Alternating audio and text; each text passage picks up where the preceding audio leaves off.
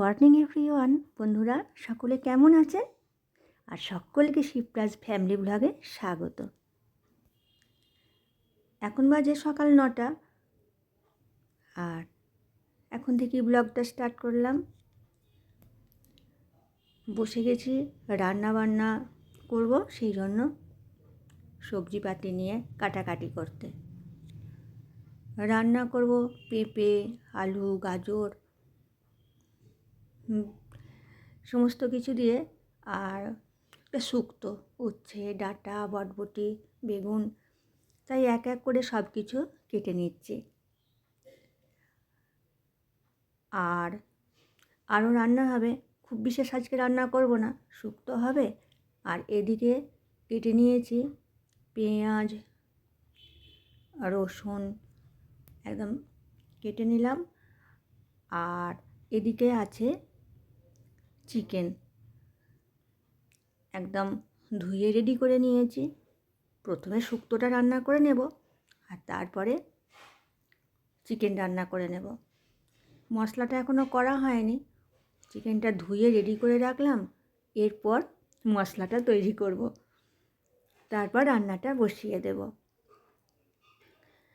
আজকে রান্না বান্না করে এক জায়গা বেরাবো, তিস্তা এসেছে, তাই তিস্তাকে নিয়ে বেরোচ্ছি। তারপর রান্না বান্না করে দুপুরে খাওয়া দাওয়া করে বেরিয়ে পড়লাম। সারাদিন সংসারে কাজকর্ম করার পর ঘুরু ঘুরু করতে প্রত্যেকেই ভালো লাগে, তাই আমিও আজকে বেরিয়ে পড়লাম তিস্তাকে নিয়ে। আমি আছি, তিস্তা আছে, আর জেঠু আছে। আমরা একসাথেই আজকে এক জায়গা বেড়াতে যাচ্ছি। ও বললো চলো বড় মা ঘুরে আসি, আর আমরাও রাজি হয়ে গেলাম। সব সময় তো কাজের মধ্যেই কাটে, আর কাজের হাতে যদি একটু টাইম বার করে একটু বেড়ানো যায়, আমাদের মনটাও ভালো থাকে, আর সব কিছুই ভালোও লাগে। আবার এসে নতুন এনার্জি পাই কাজ করতে, তাই সবই দরকার। আমরাও বেরিয়ে পড়েছি, আর এখন আমরা যাচ্ছি। একটা টোটো নিয়ে নিয়েছি, টোটো নিয়ে এখন হাইওয়ে দিয়ে যাচ্ছি। এটি হচ্ছে বর্ধমান শহর। কোথায় যাচ্ছি সেটা সকলেই দেখতে পাবেন বন্ধুরা। আর দেখুন, এই যে যাচ্ছি, খুব সুন্দর লাগছে, আর রোডের ভিউটা অপূর্ব লাগছে,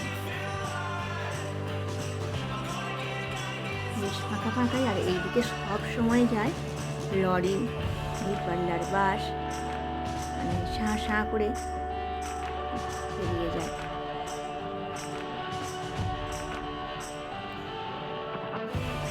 তিস্তারও ইচ্ছা খুবই এই জায়গাটা দেখার। ও অনেক আগে একবার দেখেছি, আবার একবার দেখার ইচ্ছা। ওকে নিয়ে আমরা দুজন বেরিয়েছি।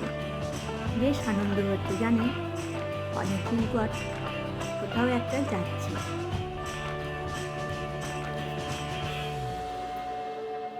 দেখুন রোডের সাইড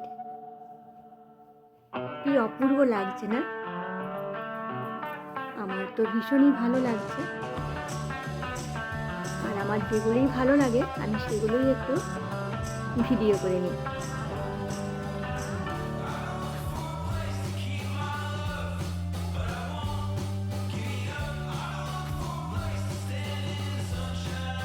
আর আমরা আছি টোটোর মধ্যে ছুটছি, আর সাইড দিয়ে এরকম গাড়ি মাঝে মধ্যেই বেরিয়ে যাচ্ছে। আর এখন তো দুপুরের দিকে বেরিয়েছি। আজ আর খাওয়া দাওয়া করে আমরা আধ ঘন্টা বিশ্রাম করে রেডি হয়ে গেছি। চেষ্টা করলো বড় মা আজ আর শুবো না, শুলেই দেরি হয়ে যাবে, কারণ আমরা যদি সকাল সকাল বেরোতে পারি তাহলে আমরা আবার সকাল করে ফিরতে পারবো। কারণ শীতের দিন আবার রাত্রি হয়ে গেলে ঠান্ডায় আরও কষ্ট হবে। তা একটু রাত হয়তো হয়ে যেতেও পারে, তবুও যতটা পারা গেছে সকাল সকাল বেরিয়ে পড়েছি। আমরা বেরিয়ে পড়েছি 3:30। এবার খাওয়া, গোছানো, বাগানো, ধোয়া সব কিছু করতে করতেই তো আমাদের মেয়েদের মানে হাউসওয়াইফদের দেরিই হয়ে যায়। আর আমি সব কাজ নিজেই করি, আমি নিজে করতেই ভালোবাসি আমার সংসারে সব কিছু। যেতে হবে আমাদেরকে আরও কিছু টাকা, তাই আমরা যাচ্ছি। আর টোটো দাদাকে বললাম, মানে টোটো চালক, ওনাকে দাদা বলেই ডাকছি। প্রত্যেক মানুষের একটা সম্মান আছে, সেইভাবেই আমরা ছোটো থেকে বাবা মায়ের শিক্ষায় বড় হয়েছে। তাই দাদাকে বললাম যে আপনি একটু আস্তে চালান, অত জোরে চালাতে হবে না। উনি তো প্রচুর স্পিড দিয়েছিলেন, তো আস্তে চালান, তাতে আমাদের সুবিধা। খুব জোরে চালালে অনেক ভয় লাগে, বুক দূর করে। দেখুন ওই যে সাইডে কত ঘর বাড়ি, ওই দিকটা হচ্ছে রিনেশা, একটা নতুন গড়ে উঠেছে। এখানে অনেক ডাক্তার বসেন আর অনেক মানুষ এখন বসবাস করছেন। ফ্ল্যাট তৈরি হয়েছে খুব সুন্দর সুন্দর। দেখুন সাইডটা আমি যতটা পেরেছি তো ভিডিও করে নিলাম। বেশ সুন্দর একটা মনোরম পরিবেশ। এই পরিবেশে থাকতে কার না ভালো লাগে। বেশ খোলা মেলা আকাশ, বাতাস, গাছপালা সব কিছু আছে, মাঠ।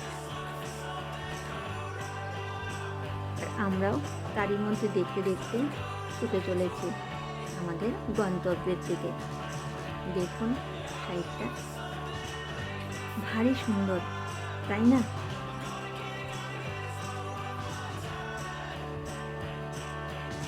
আপনারা দেখুন, নিশ্চয়ই আপনাদেরও খুব ভালো লাগছে আমার সাথে সাথে।